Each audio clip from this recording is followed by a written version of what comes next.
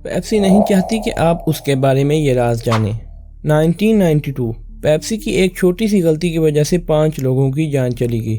वो कंपनी जिसने 2 अलग अलग टाइम पर बैंकरप्ट होने का ऐलान किया और 3 दफा इसे कोका कोला को सेल करने की नाकाम कोशिश करी, मगर आज इसकी नेटवर्थ कोका कोला का डबल है। शुरू से लेकर इसकी डार्क साइड तक। वेलकम टू द खतरनाक स्टोरी ऑफ पेप्सी।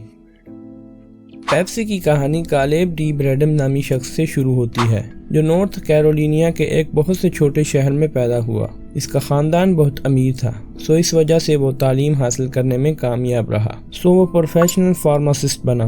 25 साल की उम्र में इसने न्यू बर्लिन में एक बिल्डिंग खरीदी और अपनी एक फार्मेसी खोली। उस वक्त फार्मेसी की दुकानें बहुत मशहूर थी। लोग घूमने फिरने के लिए फार्मेसी आया करते थे और वहां बैठकर गप्पे लगाना और सोडा ड्रिंक लेना मामूल था। कालेब एक समाजी शख्स था, इसलिए 2 साल के अंदर उसकी शहर में काफ़ी पहचान बन चुकी थी। और फिर 1892 को कोका कोला ने अपना सिरप तैयार किया। कालेब ने उसे अपनी फार्मेसी पर बेचना शुरू कर दिया, मगर मसला ये था कि कोक का ओनर उसमें नशावर केमिकल डालता था। कालेब ने अपना ड्रिंक पेश किया, जिसका फ्लेवर तो बिल्कुल कोक का सिमिलर था, बट इसमें ना तो कोई ड्रग था, इवन वो ड्रिंक हाजमे के लिए भी दुरुस्त था। सो लोगों को ये ड्रिंक बहुत पसंद आई और लोगों ने इसका नाम ब्रैड्स ड्रिंक रख दिया। अगले 5 सालों में लोग इसकी डिमांड दूसरी फार्मेसी पर भी करने लगे और यूं ब्रैड्स ड्रिंक मज़ीद ग्रो करने लगी। क्योंकि कोक मशहूर हो रही थी, इसलिए कालेब ने फैसला किया कि इसको तरक्की दी जाए। सो कालेब ने इसे रजिस्टर करवाया और फिर इसका नाम बदल कर पेप्सी कोला रख दिया। Pepsi is a Greek word जिसका मतलब है हज़म। इतने सालों से कालेब इसे अपनी फार्मेसी के पिछले कमरे में तैयार कर रहा था। 1903 में इसकी पहली फैक्ट्री बनी।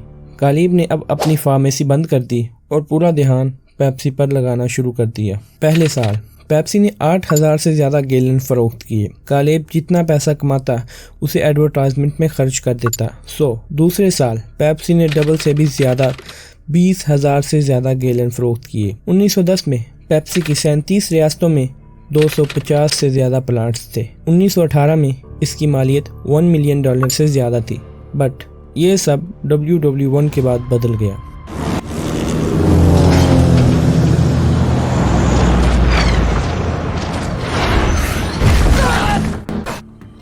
चीनी की कीमतें आसमान छूने लगीं। अगर चीनी 5 पाउंड फी सेंट थी तो वो बढ़कर 25 सेंट तक पहुंच गई और ये बढ़ती चली जा रही थी। लिहाजा कालेब ने डिसाइड करा कि चीनी का ज़ख़ीरा किया जाए। इससे वो कंपटीटर से सस्ती कोला बनाने में कामयाब होगा और इससे पेप्सी ग्रो करेगी। बट इसकी कीमत कम होकर 3 सेंट फी पाउंड पर हो गई, जो कि WW1 के पहले से भी ज़्यादा सस्ती हो गई। सो कालेब का ये कदम गलत साबित हुआ। पेप्सी कोला, जिसके 37 रियासतों में 250 से ज़्यादा प्लांट से कम होकर सिर्फ 2 रह गए, हालात काबू से बाहर हो गए और फिर 1920 में पेप्सी ने दिवालिया होने का ऐलान कर दिया एंड कालेब ने इसे सेल करके दोबारा अपनी फार्मेसी खोल ली। 1934 कालेब मर गया, बट ये एंड नहीं था। पेप्सी के असल मालिक को वो कामयाबी न मिली जो अब मिलने वाली थी। कंपनी खरीदने के बाद नए मालकान ने 8 साल तक लगातार मेहनत करी। पेप्सी के नए मालकान बेसब्र थे। उन्होंने एक बेहतरीन हल निकाला, यानी पेप्सी को कोका कोला को बेच देना। 1920 से 1930 तक इसने 3 बार अलग अलग कोशिश करी, मगर फेल रही। बट 1922 को स्टॉक मार्केट क्रैश कर गई। मार्केट क्रैश हो गया, मार्केट क्रैश हो गया, मार्केट क्रैश हो गया, मार्केट क्रैश हो गया। सो ये कंपनी फिर वहीं आ खड़ी हुई जहां से शुरू हुई थी। इस वक्त सिर्फ पेप्सी का एक ही प्लांट था, वो भी कोई ख़ास मुनाफा नहीं दे रहा था। पेप्सी ने दूसरी बार दिवालिया होने का ऐलान कर दिया। 1931 पेप्सी को लॉफ्ट कैंडी नामी कंपनी खरीद लेती है। पेप्सी अब तीसरे मालिक के पास थी। इन्होंने दूसरा रास्ता तलाश किया। पेप्सी की बोतलों की जगह बियर की रिसाइकल शुदा बोतलों को इस्तेमाल करा, जिससे इसकी कॉस्ट काफ़ी कम हो गई। ये पहला कदम था जिससे पेप्सी को तरक्की मिली, क्योंकि लोगों की माली हालत बहुत ख़राब थी। लोगों ने कोक की बजाय पेप्सी को ख़रीदना शुरू कर दिया। इसे तरक्की देने के लिए इन्होंने भी यही काम किया। जो भी पैसा बचता इसे एडवर्टाइजमेंट पर खर्च करते थे। पेप्सी तेज़ी से तरक्की कर रही थी कि अचानक पेप्सी पर केस होता है कि इन्होंने पेप्सी कोला का नाम कोका कोला से कॉपी करा है। जाहिर है कि कोक को ये पहले से ही पता था, मगर कोक पहले इसे अपना खतरा नहीं समझती थी। बट पेप्सी ने ये केस जीत लिया और इसका नाम सिर्फ पेप्सी रख दिया।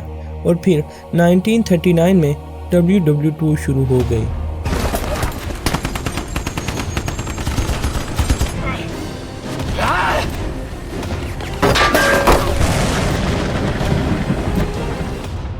अब ये पेप्सी की एक और तबाही का सबब बनेगी। मगर पेप्सी के पास अब एक मास्टर प्लान था। उसने हुब्बुल वतनी जाहिर करना शुरू कर दी। इसने पेप्सी की बोतल पर वही स्पेसिफिक कलर इस्तेमाल करे जो कि परचम में हैं, और इसने फौज के लिए नज़में भी लिखी, जिससे इसने अपनी काफ़ी ग्रो करी। बट ये तो अब शुरुआत है।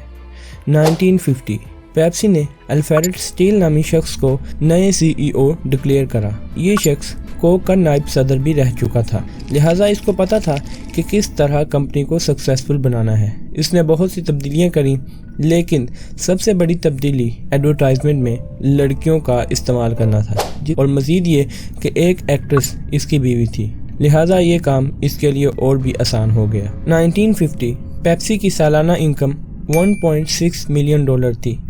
अब ये बढ़कर 11.5 मिलियन हो गई थी, बट वो भी 1959 में मर गया। लिहाजा ये काम अब कैंडल के पास चला गया, जिसने अपना पूरा कैरियर पेप्सी के साथ गुजारा, सेल्समैन से लेकर सदर और फिर अब CEO तक। और आप हैरान हो जाएंगे कि पेप्सिको के कितने ब्रांड हैं: Gatorade, Cheetos, Aquafina, Tropicana, Mountain Dew, Rockstar, Cap'n Crunch and much more. और पेप्सिको ने KFC और पिज़्ज़ा हट को भी हासिल किया। इवन KFC के रेस्टोरेंट में पेप्सी के अलावा कोई मशरूब नहीं मिलता। पेप्सी को अपनी बुलंदियों पर थी कि अचानक एक कांड हुआ।